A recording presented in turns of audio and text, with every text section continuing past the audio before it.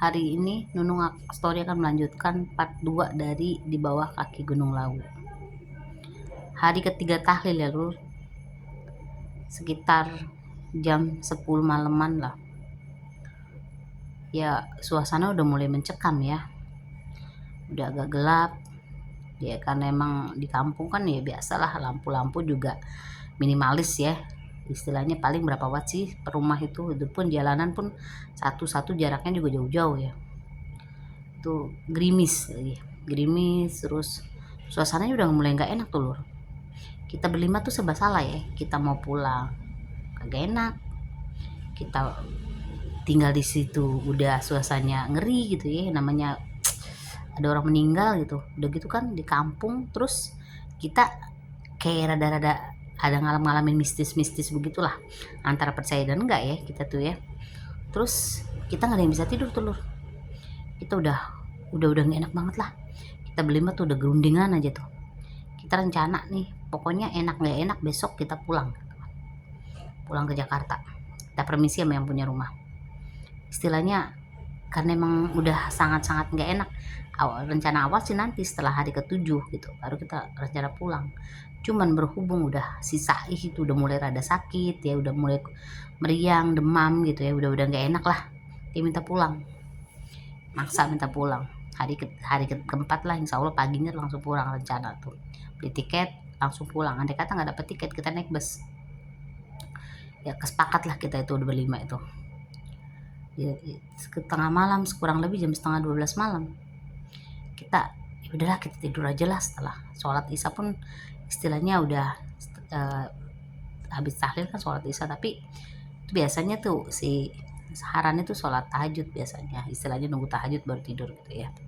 Tapi kebetulan karena emang suasananya udah kayak menegangkan, terus aroma-aroma ya kembang melati campur kenanga gitu kayaknya ya, karena di kampung ya banyak yang ada pohon-pohon liar gitu, di belakang kan ada lapangan itu banyak pohon-pohon juga, itu banyak-banyak bunga kayak kembang kenanga melati itu banyak gitu ya kebetulan. Jadi semerbak, terus aroma mistisnya tuh ada gitu ya. Si Saih malam tidur duluan dia karena emang udah badannya udah merasa gak enak banget, akhirnya tidur dia. Nah sekitar jam 2 malam, jam 2 malam itu dia teriak-teriak, si Saih tuh teriak-teriak ampun ampun ampun gitu kan ya. Saya pertama ya bangun tuh saya ya, terus saya kaget gitu, saya bangunin kan, saya goyang-goyangin gak bangun-bangun, terus saya bangunin teman-teman, akhirnya kita bangun berempat tuh.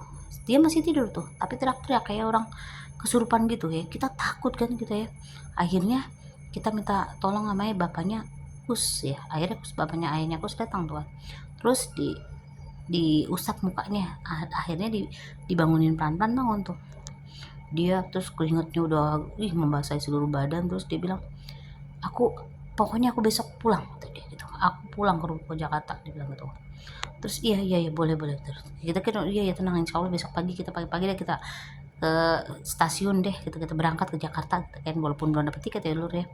Terus kita nggak pikir panjang lagi, akhirnya kita tuh sampai pagi gendengan tuh nggak ada yang tidur, nggak bisa tidur jagain si Sa'i yang kayak orang entah kayak orang kesurupan gitu ya. Terus kayak orang dia dengar sesuatu gitu yang manggil dia gitu ya.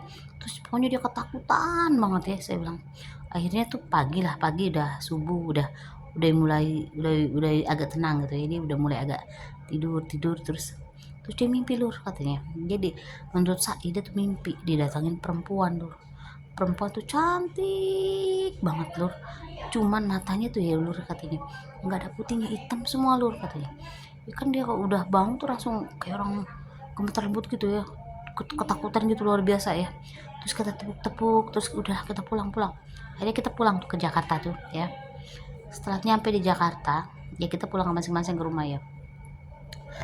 Terus seminggu kemudian itu nggak ada kabar berita sih Saih tuh, nggak ada kabar berita, nggak, pokoknya emang lost kontak lah, kita hubungin susah, kita ya datang ke rumahnya pun nggak ada gitu ya. Kita juga bingung ya, kita bareng-bareng teman-teman tuh ya gerinda kemana nih anak ya, kok nggak ada kabarnya gitu kan. Kita penasaran gitu, anak sakit apa enggak gitu, udah sembuh apa gimana gitu kan. Ya namanya bestie kan, kita ya berlima itu kita boleh dibilang geng ya gitu. Itu kemana-mana kami berlima itu. terus berenam kus, berhubung si kus masih di kampung ya, jadi kita berlima gitu kan ya, kita ya udah bolak-balik ke rumahnya nggak ada, terus kita teleponin ke rumahnya pun nggak diangkat gitu ya. Akhirnya udahlah ya kita, oh mungkin pulang kampung, kita kan mikirnya gitu ya. Setelah 5 hari 10 hari tetap nggak ada kabar beritanya. Hari ke-15 setengah bulan kemudian ya, orang tuanya si Saih itu datang nyari kami ke kampus gitu ya.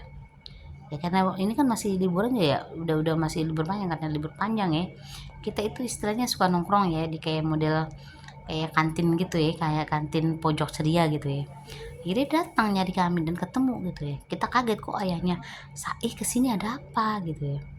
Terus dia datang ke kita ngobrol, dia minta ada waktu nggak dek, kita bapak mau ngobrol ya. Kita bilang ya boleh pak, silakan pak, ada apa ya pak. Kita kira ada takut gitu ya, takut bingung gitu ya. Terus bilang gini, sebenarnya lagi ke Magetan itu apa yang terjadi, kata ayahnya, to the point gitu ya. Saya bilang ya biasa-biasa aja pak ya, kita ceritain kronologisnya sampai semua gitu ya. Terus kata dia, setelah datang dari Magetan pulang ke rumah itu, si Saih tuh teriak-teriak mulu, nggak pagi nggak siang nggak malam, kayak orang ketakutan deh katanya, takut yang luar biasa. Dia bilang kayak dikejar-kejar perempuan ya, perempuan yang cantik tapi matanya hitam, bener-bener hitam katanya, dan tinggi bener kan kata dia, menurut dia ya. Terus kita kalau kita lihat kagak ada apa-apa gitu kan. Terus kita bingung ya, itu kenapa ya pak, sudah terus udah minta ke orang pinter pak, saya bilang kan. Udah kita bawa ke beberapa tempat katanya, tapi ada yang pada bilang angkat tangan.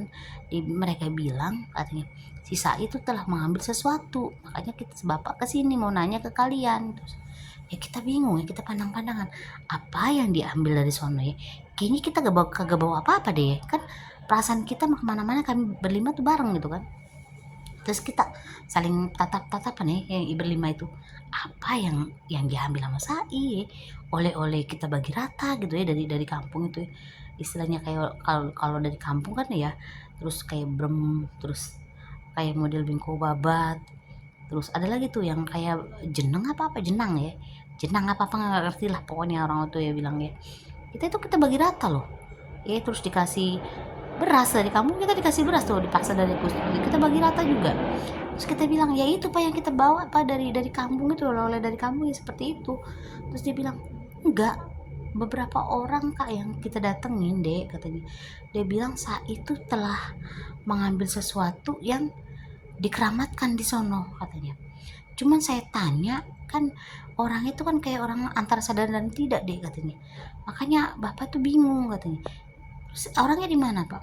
Orangnya di Sukabumi, di rumah neneknya kata dia bilang itu.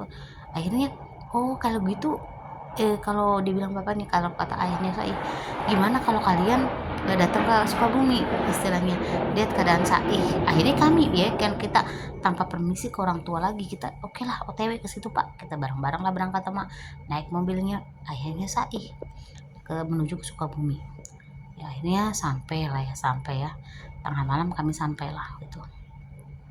Kita kelihat ya keadaan si Saih itu tidur gitu, badannya kurus gitu ya, terus kayak sayu, matanya tuh dia menatap kami tapi nggak ada ekspresi apa apa ya. Kita sedih ya, sebagai teman, sebagai sahabat, sebagai bestie gitu ya. Kita tanya, ih kenapa lu, ih kok kayak gini, ih kita kan gitu ya.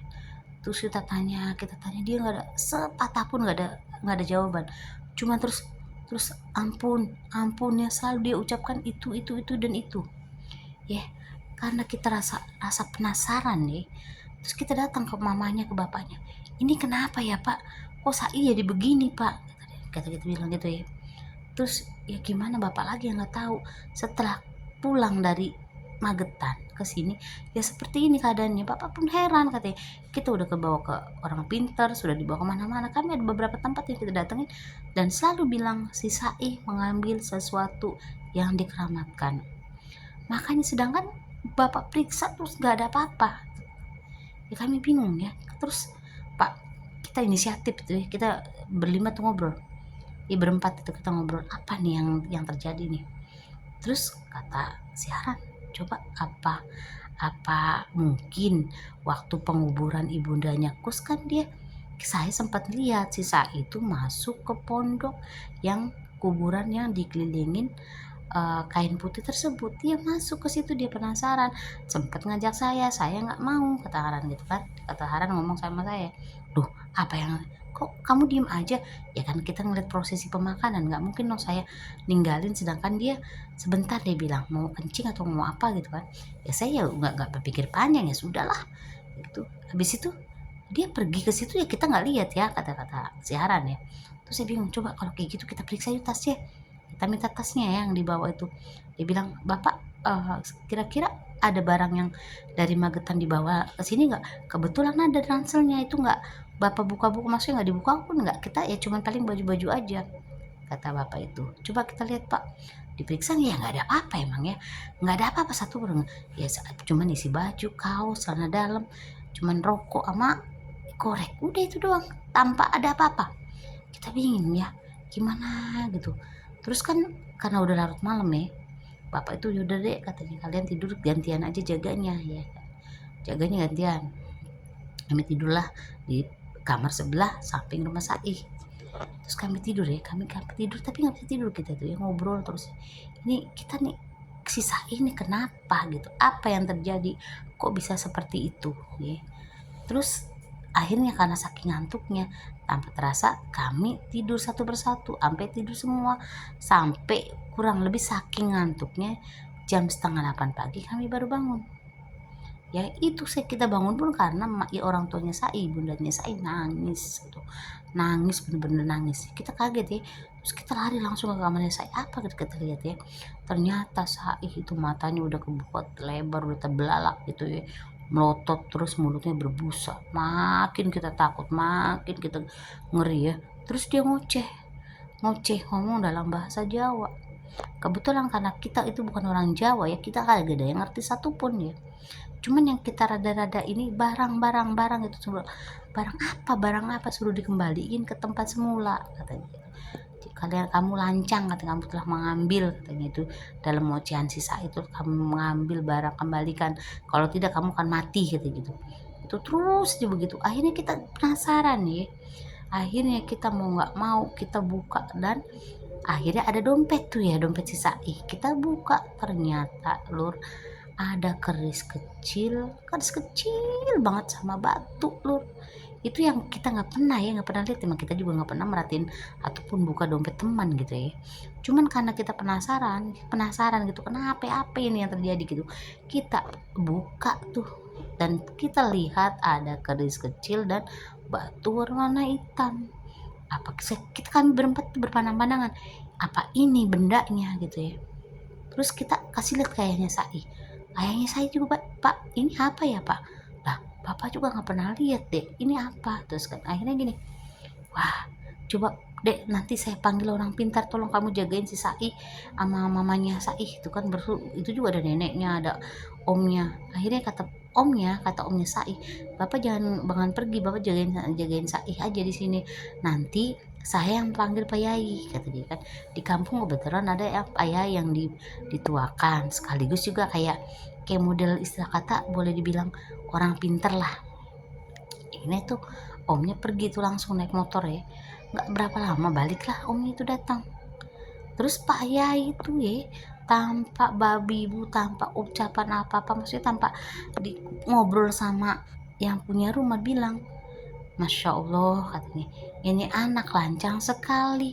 Kenapa barang itu nggak dikembalikan? Kenapa dibawa ke dia? Jadi pemiliknya marah." Terus kami bilang, "Barang apa ya Pak?" "Ya benda yang dikeramatkan," katanya, "di daerah itu." Akhirnya kita kasih lihat, "Pak, seperti ini ya Pak." "Oh iya." Ya terus dibilang, ini secepatnya harus dikembalikan ke sono, ke tempat asalnya." Karena saya itu dalam posisi nggak sadar, terus ayahnya bilang, "Apa saya aja ya Pak yang kembaliin, dan nanti minta tolong diantar sama anak-anak." Terus kata bapak itu, "Nggak bisa, jalan berlima, harus berlima. Terus kalau bapak mau ikut nggak apa-apa, ini masalahnya yang ngambil ini ya dia, harus dikembalikan sama dia, harus meminta maaf ke tempatnya. Kalau terlambat ini nggak tahulah apa yang mesti saya bilang," katanya gitu kan. Akhirnya ya bapaknya tuh akhirnya gimana, "Ya udahlah, hari ini juga jalan." kan bapak itu ngeluarin mobil ya, kebetulan sama bapaknya Said termasuk orang berada ya, jadi dia punya kendaraan mobil, punya kendaraan motor, istilahnya kan mobilnya kan agak lega kayak Isuzu Patra kan agak gede ya. Akhirnya tuh kami berangkat bertujuh ya, termasuknya saya berempat berlima Sai, ayahnya sama ibunya, bertujuh lah. Cuman sebelum berangkat itu Pak Yai itu bilang, ini buat pegangan, tolong diikatkan ya, ini semacam wapak kalau nggak salah ya, kayak kain putih yang ditulis huruf Arab itu dililitin ke pinggangnya Saih sama papaya itu.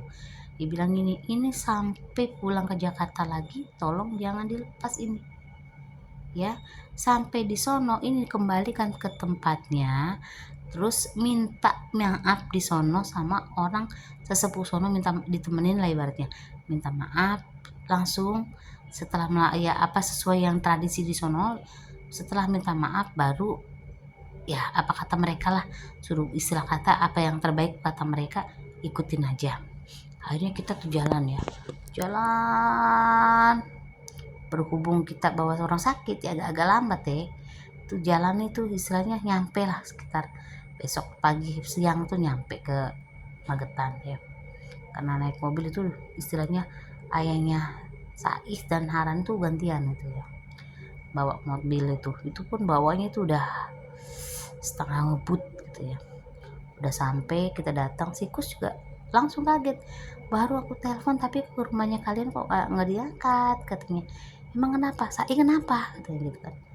Ya itu kita ceritain kan. Oh iya, kami pun di sini ditegur, kami didatengin, kami dimimpiin katanya.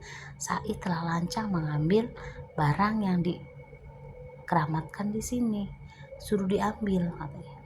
Makanya saya telepon ke Jakarta kok nggak ada yang ngangkat gitu. Ya karena kita takut, kita sibuk ya.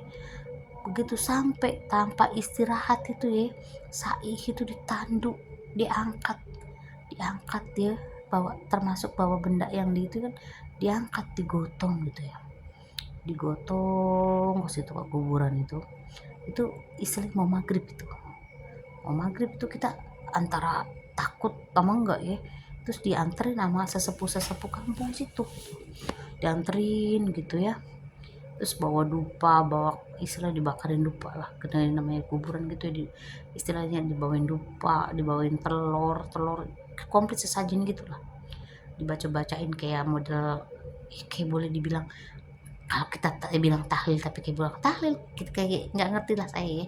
Pokoknya ada ngaji ada bahasa ngajinya dah.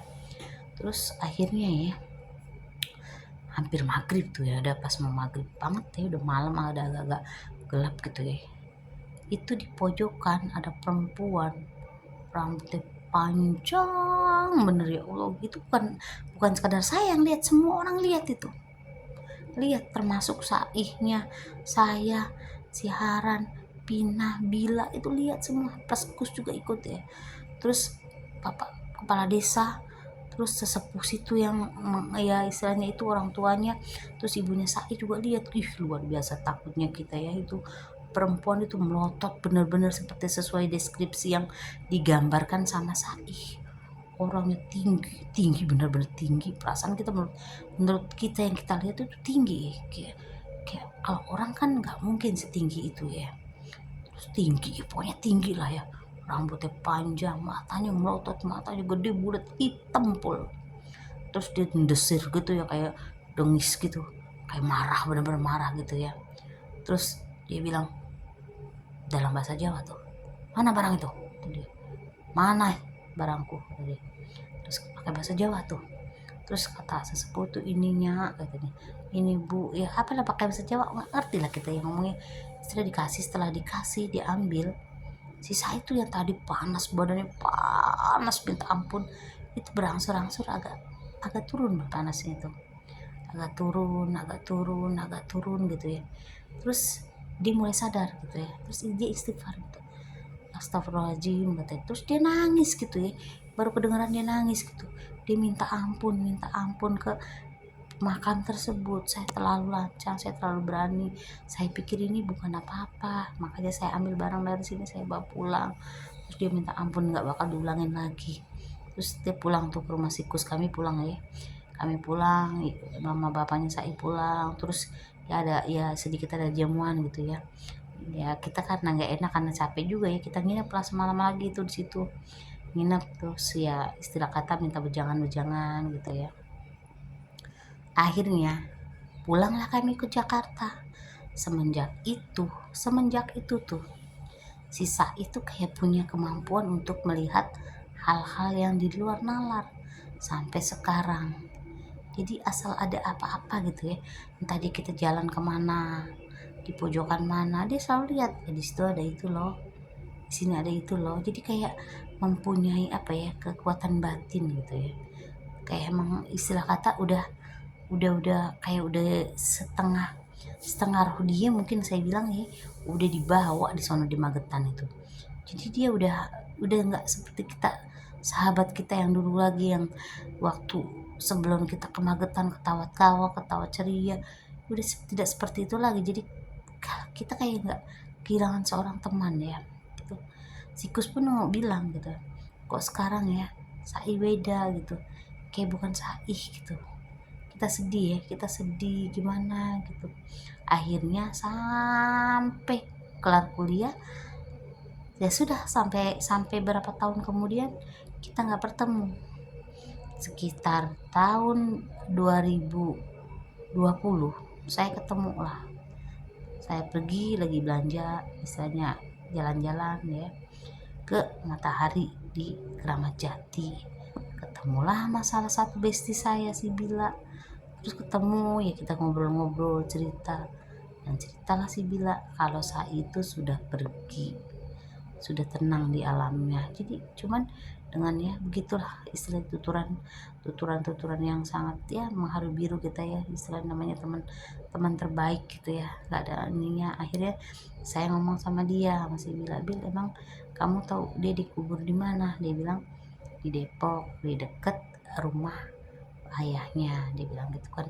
Oh yuk, kayak kapan-kapan kita ziarah ke dia, ayo gitu ya, istilahnya kita karena emang masih istilahnya masih ada kontak, cuman ya namanya kita udah pada rumah tangga, jadi nggak terlalu deket lagi gitu ya. Akhirnya pergilah gitu. Terus ya intinya gini ya Besti, kalau kita memasuki daerah dimanapun, kita tuh harus ikutin tradisi, nggak bisa sembarangan, nggak bisa melancangi. Kenapa? Masing-masing daerah tuh punya aturan, sebagai punya aturan, punya tradisi.